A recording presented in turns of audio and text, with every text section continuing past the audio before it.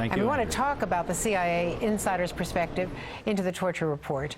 I'm joined now by Jeremy Bash, who served as Chief of Staff for Leon Panetta, both at the CIA and then on at the Department of Defense. He was also a member of the senior management team that oversaw the operation that killed Osama bin Laden.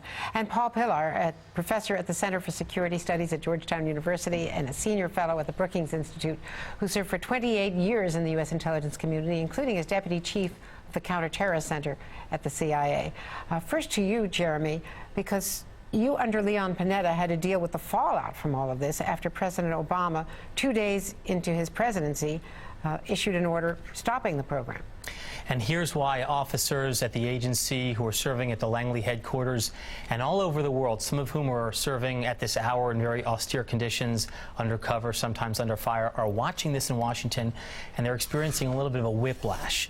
Because if you remember the context, this program was developed when Abu Zubaydah was captured off of a roof in Pakistan in late March 2002. At that time, the Twin Towers were still sitting in a rubble heap at Ground Zero, and members of Congress were yelling at the agency, saying this has been a colossal intelligence failure. We need more human intelligence. Get everything you can to find out if more attacks are in the works.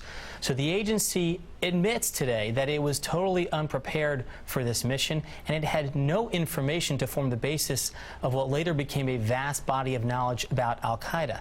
Now, Senator Feinstein and Senator McCain are correct. The bottom line is we shouldn't need to use these techniques ever again.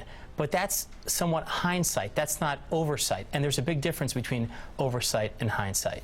Paul Pillar, you for 28 years were an analyst at that agency. How does the CIA justify what happened? Was it the context of the time? You were there after 9/11. Well, the context of the time is very important, and what I think we all as Americans and members of Congress and the public have to recognize is that the mood on this situation changed drastically from that immediate aftermath in the first couple of years after 9/11 to the way we view these things now as something contrary to our values. And one thing I haven't heard from people on any side of this issue, and certainly from the Hill, is an open acknowledgement that indeed our priorities and our mood has changed, and now we're seeing a lot of political statements being made that don't really recognize that. And after seeing this report, and if one is to believe it, there was a lot of information left out. People were not briefed in great gross detail about the kinds of things that were actually going on. Jeremy, how do we know that what we're told today is accurate? Well, I think that's a great question, Andrea, because the big elephant in the room is that the very same officers, some of the very same officers who are their actions are described in this report, they're responsible today, literally today, for coming up with information and intelligence to drive operations, and they're responsible for operations to take out terrorists all over the world. And so the question that I think is bewildering people out at the agency, and in some ways maybe angering them, is how do we know that their actions today aren't going to be vilified in some report 5, 7, 10 years down the road?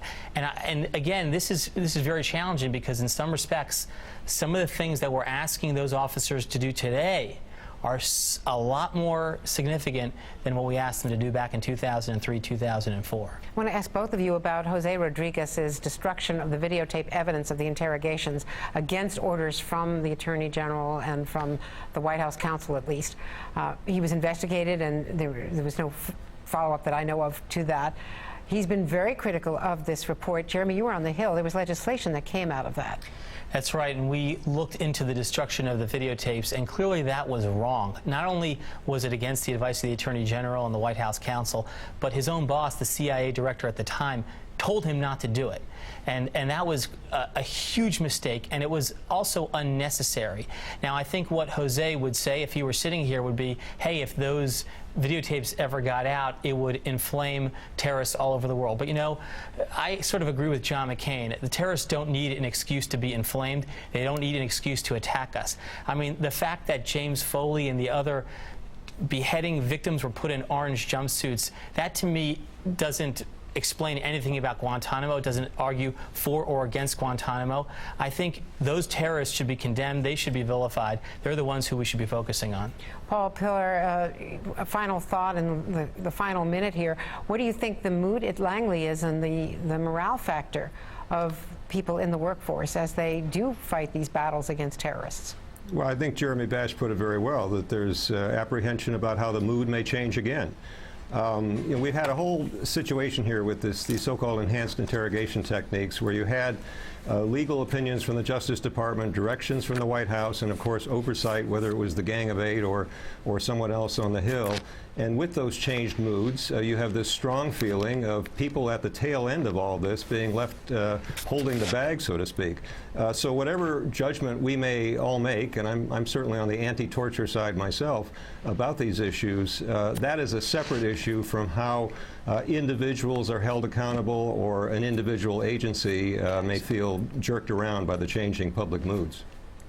Well, Paul Pillar, we thank you so much. Thank you for your service. Jeremy Bash as well. And here is the report with my team here has just published it off of the website of the Senate Select Committee on Intelligence. It's available to be reading. We'll put it on our website as well. We're pouring through it. We have been for several hours online. But this is the result. $40 million, 5.5 years. And this is what has now been released to the American public. And this is only the summary.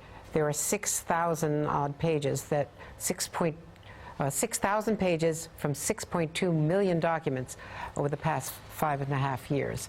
That does it for this edition of Andrea Mitchell Reports. Thanks for being with us. We'll have much more reaction, of course, to the torture report tomorrow and throughout the day right here on MSNBC. Remember, follow the show online on Facebook and on Twitter at Mitchell Report.